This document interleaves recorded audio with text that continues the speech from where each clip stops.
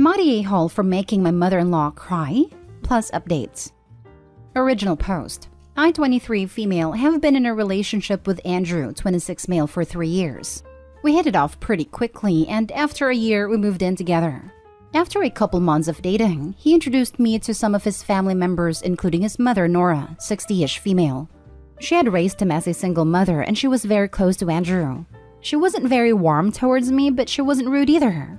The longer we were together, the more we would meet her, and she never warmed up to me. After a while, I realized she just didn't like me. And yes, I was disappointed, but I tried not to think about it too much. I had mentioned it to Andrew, and he said that's just how his mom behaved with his past girlfriends and that I shouldn't worry. On July 9th, Andrew and I organized a small get-together with Nora, his Aunt Melinda, Chris and Tiff, his cousins, and my mother Cindy. My fiancé and I wanted to announce my pregnancy as I am 4 months pregnant. When we gathered everyone and told them, they were ecstatic and congratulating us, except Nora. When we went to her, she hugged Andrew, congratulated him, and barely acknowledged me. I just walked away because I knew they would start talking and Nora exclude me from the conversation. And I went towards Andrew's cousins, who I'm close to. We talked about the baby's gender. We wanted it to be a surprise, how I would decorate the baby's room. Normal baby chatter. I was with the cousins, but I was still within earshot of Andrew and Nora, and noticed that she was excitedly talking about how she would take such good care of the baby because she has always been a mom at heart. I'm not going to lie. I probably overthink, but the last comment angered me. She kept talking like I wasn't in the picture. By the end of the get-together, I was mad, and waited until she left to go to talk to Andrew. I told him I thought her comments are weird, and that considering she's never liked me, it just feels like she thinks she's going to replace me. Andrew just said that she wants to be hands-on grandmother as it's her first grandbaby, and that is not that deep. Yesterday, July 15th, Tiff sent me a message asking me if I knew that Nora was telling her church people that she was being blessed and she would welcome a baby in her life because God could see how much love she had to give back, and that she would name it after her grandmother, and just a bunch of nonsense. I told Andrew what I knew, and he finally acknowledged how weird and creepy her lies were, and he called her to set things straight. He told me she started crying, and that I felt bad, but I feel like she's just plain crazy and is trying to guilt trip him. I sent her a message that as long as she can't accept that I am the child's mother and to respect me, she won't be the child's life. Melinda said I went way too far and that I have no business attacking her faith, which I don't believe I ever did. So am I the a-hole? Now for the top comments before reading the updates. Not the a-hole. You didn't make anyone cry. Your boyfriend told it like it is, and she got upset. That's her problem. Good news? He's on your side and up to dealing with his mother. That's as it should be. Melinda and anyone else can step off. I was so worried he would downplay it again when I told him, but he just couldn't believe it, and immediately confronted his mother about her poor behavior. So I'm glad. Not today, Hall. I'd never leave her alone with your baby because she might take it and disappear. I don't think I'd ever feel comfortable leaving my child with this woman, but I'm very worried that unless we cut contact with her, she could do something very dangerous, like claiming she's supposed to pick up my child from school. In a situation like that, just make sure the school knows she is not authorized to pick up your child. Same for daycare/childcare. I'm trying to figure out when you attacked her faith. Not stay home. Telling her to back off and setting boundaries is not attacking someone's faith. The lady's crazy. The faith bit really confused me. Just because she said those insane lies in church doesn't mean I should respect it. Thanks. Edit. Thank you for all your replies. I read it all and really appreciate you guys taking the time to answer. I talked to Andrew about couples counseling and he doesn't seem enchanted, but he said if it makes me feel more secure, he'll do it. Nora's been flooding his phone all day saying everything is a misunderstanding, and that I'm twisting everything out of proportion because I'm a crazy hormonal pregnant lady. I will update if anything happens with her. And now for the update. Basically, after a scene on the phone with my fiancé, she spammed his phone with texts saying I'm crazy hormonal pregnant lady, and then she went very quiet. He didn't block her, she just stopped texting. This morning she showed up. Fiancé was at work and she knew that, claiming she deserved an explanation for how she was being treated. That she only had a baby's best interests at heart, and that trying to stop that would be going against my child and being a bad parent. I told her that I was done taking her attitude, and that she isn't the victim, and that she was delusional for thinking she could treat me poorly and still be around my baby. Thank you to the users commenting that. You all really helped me see the situation clearly. Calling her delusional really upset her, and I knew she would just start her victim rant, so I showed her out. I had let her as she doesn't have a key and never will. I called my fiancé before she would have a chance to do so and changed the entire narrative to make me the bad guy.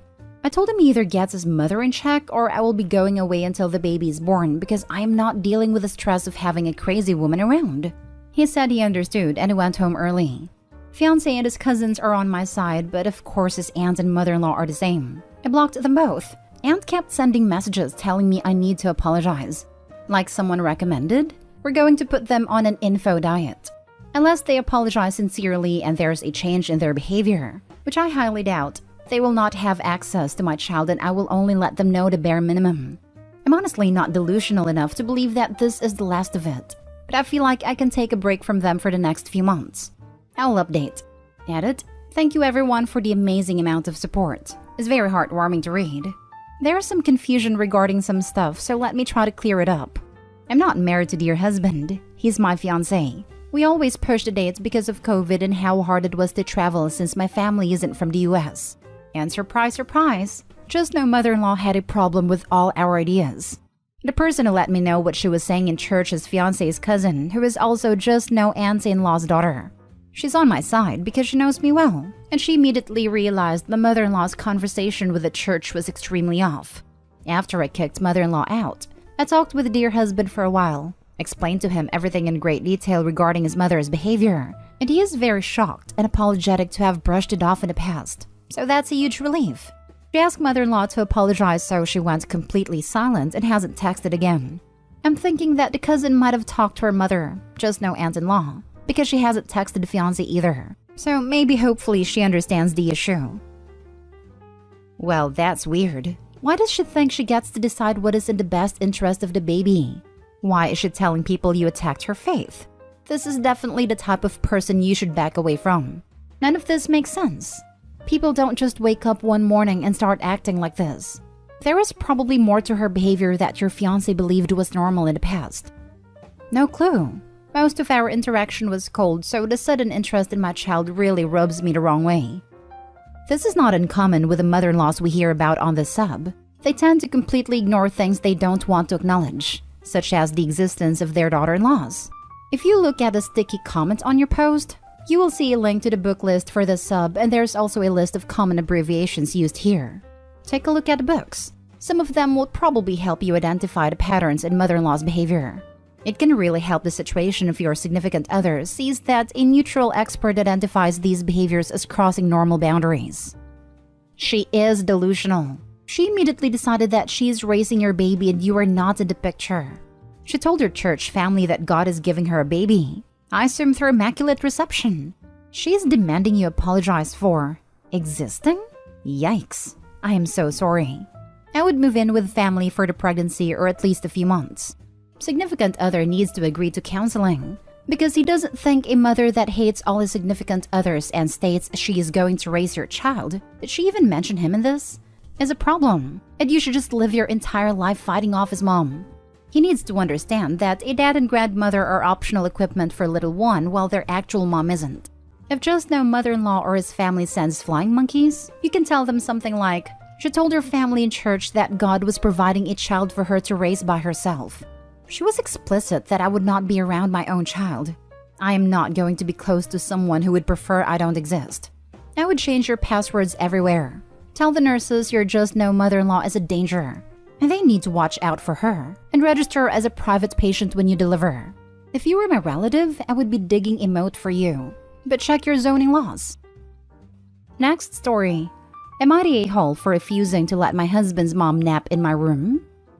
My husband's mom moved in with us a week ago. The minute we were informed she was going to move in, temporarily till her house gets renovated, we've emptied a room specifically for her. It has everything. A bed with a frame, curtains, mounted TV, wardrobe, etc. She was thrilled with it and loved it a lot. Then one day I came home and found her in my bedroom sleeping and minded my husband's bed. I was confused, but she told me she took a nap on the bed and lost track of time. Since then, she started talking about how she loved the nap there and started hinting wanting to take naps in the bedroom from now on. I kept ignoring her comments, Till my husband sat me down and told me that his mom really liked and got used to napping in our bedroom, and we should just let her have her daily afternoon nap in the room. I said absolutely not, and we started debating. I told him his mom is being ridiculous because she has a whole room upstairs where she should nap. He got upset and said that I was making his mom feel uncomfortable and unwelcome with this attitude. I said no and refused to negotiate. He called me selfish and mean for saying no and preventing his mom from feeling comfortable at his house. But I reminded him that I pay full mortgage for the house, while he blows money over gadgets and consoles. He accused me of bringing old disagreements in this current conflict to use against him. I said no again, and that he should stop pushing because I need a room for when I get home feeling exhausted from working on my feet from 6 a.m. He's refusing to speak to me till I agree and let his mom have her nap in there. Am I the a-hole for choosing this hill to die on as he says? Am I being difficult? Now for the top comments. Not the a-hole. Why is she so obsessed with sleeping where you and her son copulate? This is the comment I was looking for. It's disgusting that she wants to lay in the bed where her son does it. Like I would have said that right away when they asked why she couldn't sleep in there. Because that's our space. That's where we do our thing. Crude as she may find it worded that way, it's still the truth.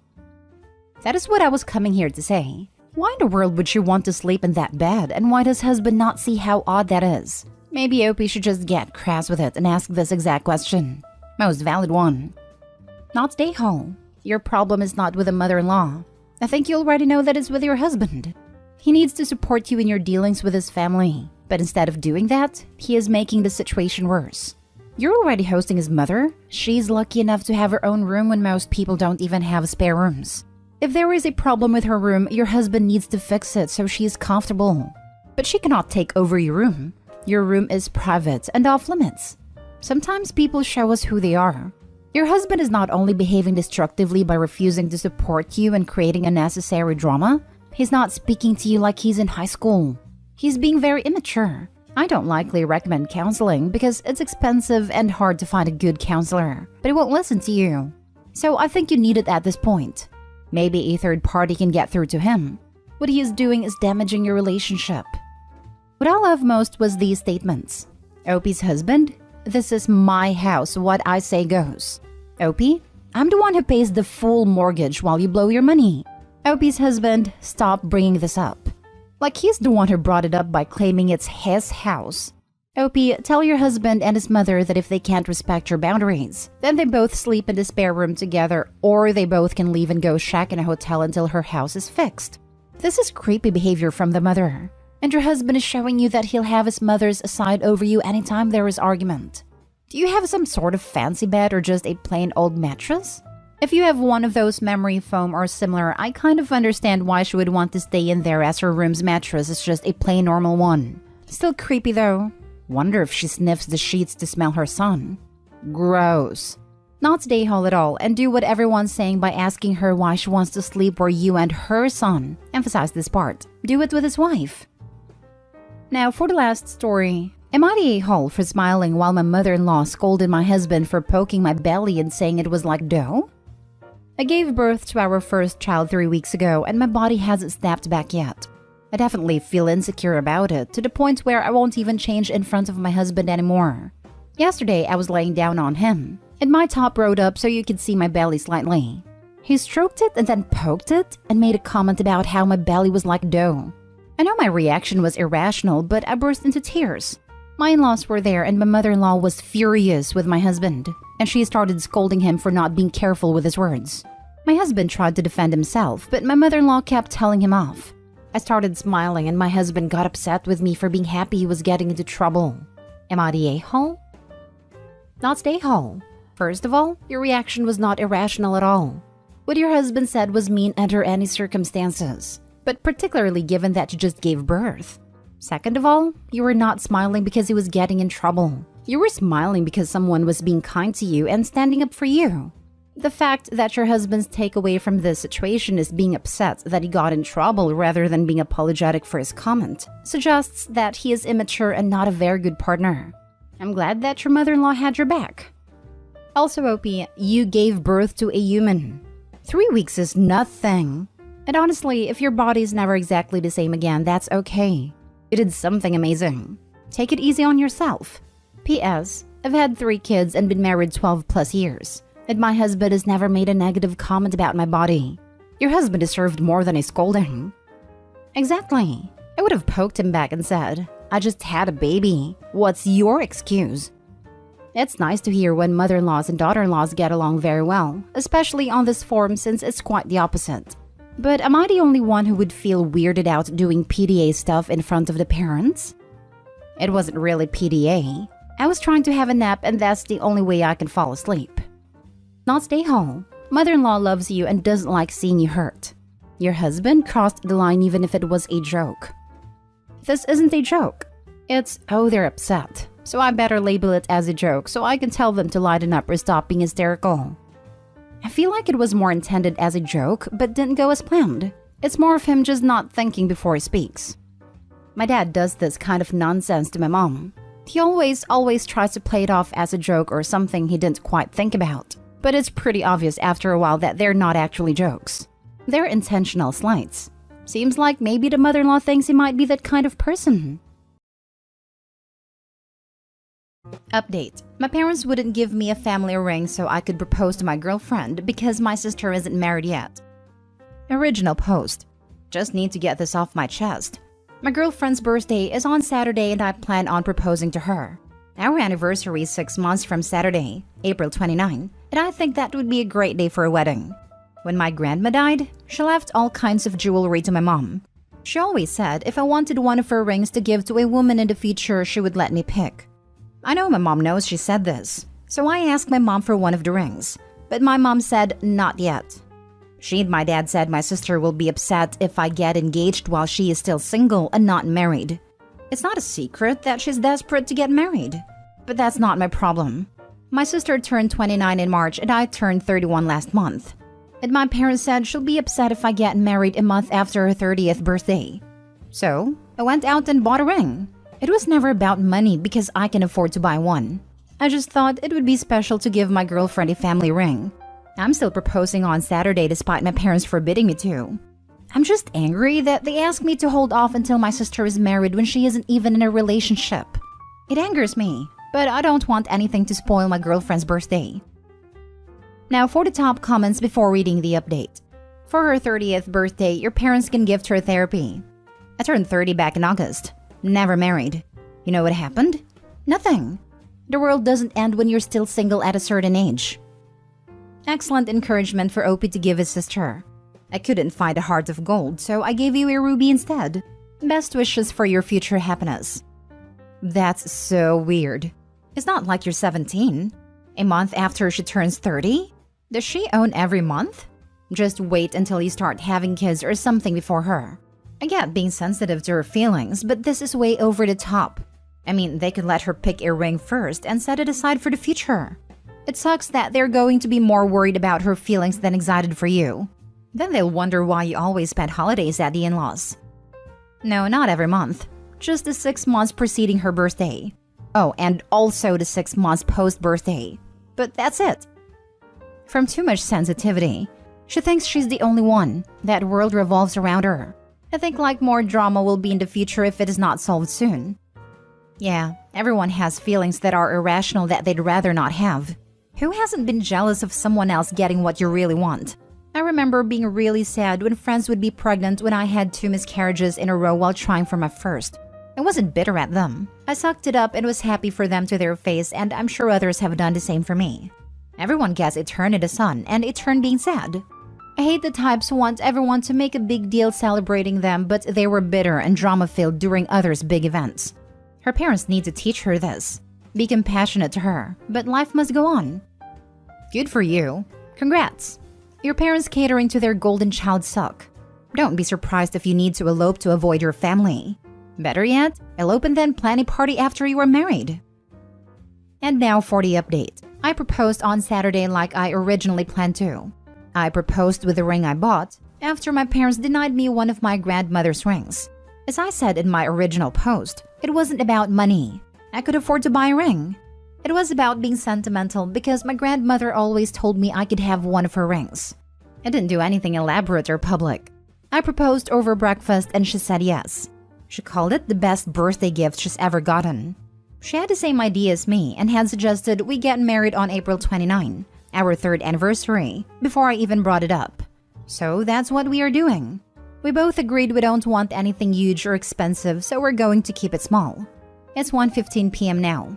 About 28 hours since I proposed. When we announced the news, my sister was upset just like I knew she would be. And my parents were mad I didn't listen to them. I'm 31 and don't rely on my parents for money. And I just told my parents and sister that if they are unhappy, they can skip the wedding. It would suck if I didn't have any family there, but I also don't want them to spoil this. I wasn't going to tell my fiancé what went down, but I did once my sister started melting down so she wouldn't be blindsided by any of it.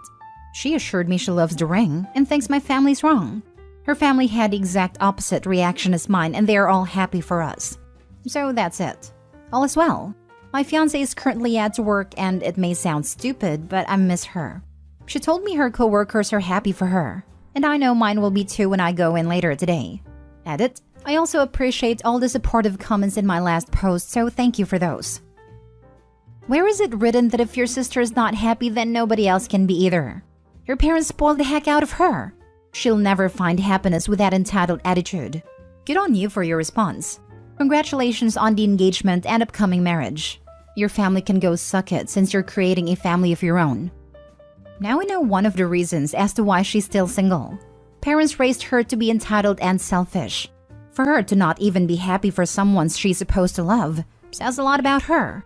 Good luck with the wedding, OP, and keep those people on minimal contact. I wouldn't put it past them to try and mess with the wedding out of envy. An invitation to the wedding should only follow apologies and groveling. Congratulations on the engagement. Yep, none of them should get any more details. No information about the place, the reception, the honeymoon, most certainly not invites. Nothing until every last one of them grows up and shows that they're gonna be grown-ups to you and your fiancé. How long do the parents and sister expect Opie to put his life on hold for his sister? I'm sorry she's single, but that's not his fault or responsibility. Let's play Guess Which Kid is the Golden Child. I'm imagining a childhood in which she could point to things her brother had, and her parents would take it from him to give it to her. And they have no freaking clue how to cope now that she's pointing to things like a marriage and shrieking, "I want it!" And they do not actually have the power to take it from him. Opie's response, that he didn't actually need the ring, so he'd still be marrying, thanks anyway, is honestly pretty badass in context. Had he raised protest, while it would have been understandable, it would have left them some illusion of power over his life choices. Oh well, never mind then. I'll get a ring on my own. Leaves them grasping at straws. I foresee you should buy a house for your sister. It's the least you can do for breaking her heart by getting married before she did. And how dare you get your wife pregnant? It wasn't enough that you got married first. Now you're procreating? Now for the second story. Update. I just invited my adopted sister for my wedding and I don't think we will ever speak to each other again. Original post. I am the youngest of 2 children. My parents always wanted a big family, but they had a string of miscarriages. So they turned to adoption. They had a baby girl through a closed adoption. Then 7 months after they adopted my sister, they conceived me. My parents said I was their miracle baby. For context, my parents and I are white. My sister is Hispanic and black. Growing up, my sister and I were best friends. We did everything together, and people said we acted like twins. We stayed best friends into adulthood, until she found her biological family. At first, I was happy for her. My sister always said that she felt like something was missing and finding her family seemed to be the missing piece. But then she started to treat my parents differently. She would constantly berate them for choosing to adopt, because she said adoption, especially transracial adoption, was wrong. She said that the experience was traumatizing to her, and that she wasn't properly prepared for being a person of color due to their color blindness. I stayed out of it, because her relationship with my parents wasn't my business. But when she made my mom cry after a particularly cruel remark, I started distancing myself from her. For context, she said that they should have gotten therapy for their infertility instead of becoming baby snatchers.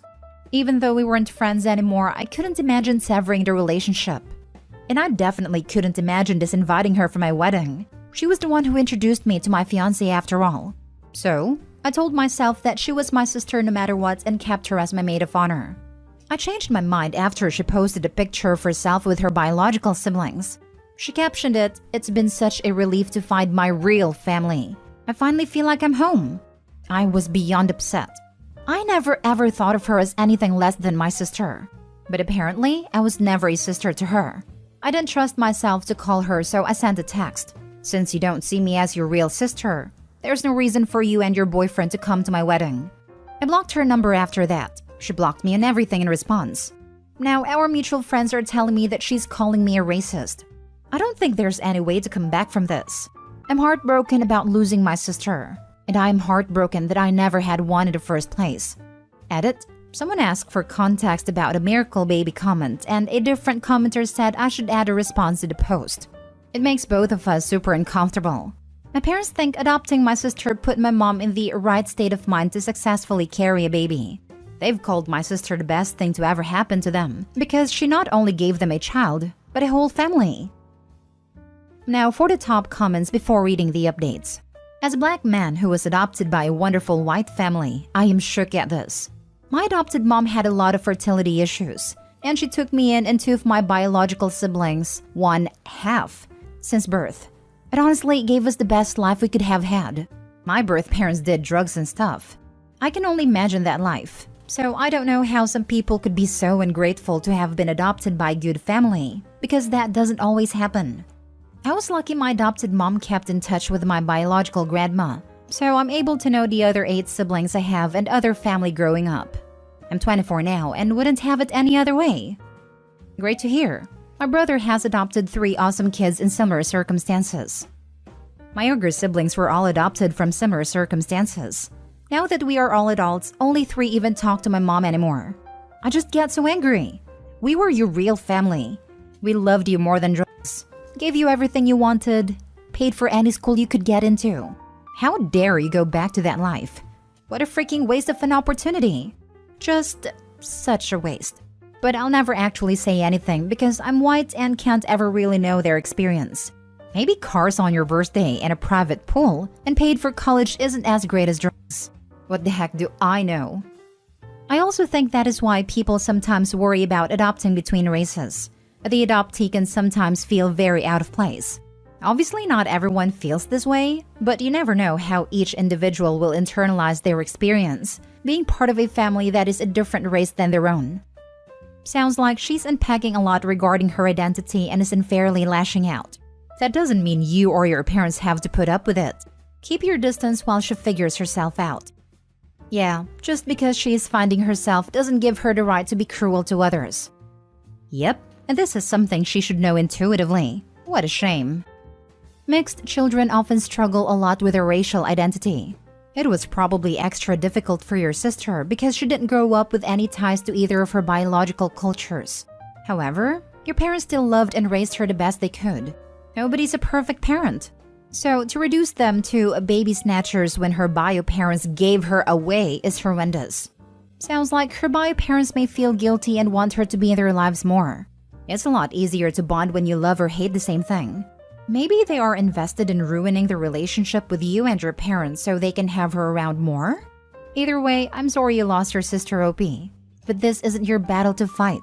Your sister needs therapy. I'm curious if the baby snatchers thing was spoon-fed to her by her biological family. That seems like very choice language. Now for the updates. We talked this morning. One of our mutual friends asked me to unblock my sister on her behalf. I called her and we had a long conversation about everything. I apologized for blocking and disinviting her without talking to her first. She apologized for being hurtful in the post. She is going to delete the posts calling me a racist and publicly apologize for calling me one. We agreed to keep each other blocked on social media because it will only lead to hurt feelings otherwise. She's still coming to my wedding, but not as the maid of honor. We're not back to where we were, but my sister says that is a good thing. Now that we got all our feelings out into the open, we can build a healthier and stronger relationship. Thank you for all the DMs. They helped me articulate myself while also staying sympathetic to her point of view. Update 2. The people telling me not to reconcile were right. And now for the third and full update. After my last post, I got comments and DMs saying that I shouldn't have reconciled with her. I should have listened. Yesterday, my parents offered to treat us to dinner. I couldn't make it, but my sister decided to go. From what my mom told me, the topic of my sister's adoption came up. They got into a fight about it in the middle of a crowded restaurant. It ended after my sister said that my parents should have accepted that their miscarriages were a sign from God that they weren't meant to be parents. For context, my parents are very religious. Growing up, they told us that God got them through the heartbreak of those miscarriages. My parents aren't perfect, but they didn't deserve that. Nobody does. And I am tired of making excuses for my sister.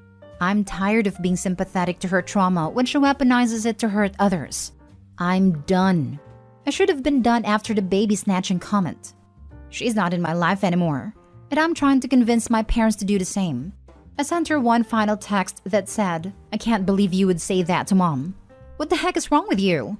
Don't contact me again. Go be with your real family and leave us the heck alone."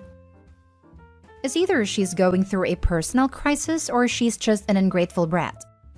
I wonder if she told her biological parents that having her was a sign from God that they should be parents and not give her up for adoption. I don't really think so. She sounds like a hypocrite. Your sister will, most likely, regret what she has done to you and to your parents, and I believe it will be too late for that. Your parents should start to realize that she doesn't see them as her parents, and therefore they shouldn't see her as their daughter. Overall, I feel awful for everyone in this, including your sister. If you guys come back from this, which I believe you will not, it will require a lot of work from her part, and it will never be the same. I'm an international adoptee along with my siblings. We had a happy childhood along with our parents' two biological children. My brother had an identity crisis when he was in college and went back to our home country for a while and even got to meet his bio mom, who gave him up for adoption due to his minor cleft lip after a surgery and kept making comments on his scar. It sounds like Opie's sister had one and got sucked in by her bio family's sub-story/lie. What she did is not okay. This woman just threw away the family that loved and raised her. Somehow the sister completely forgot that she was put up for adoption by her real family. Accusing her parents of child snatching is beyond low. I cannot help but wonder what the real family saying happened to make her call them baby snatchers and all those horrible things. A lot of adoption agencies put pressure on young moms to give up their kids. Private adoptions can be quite suspect in the US.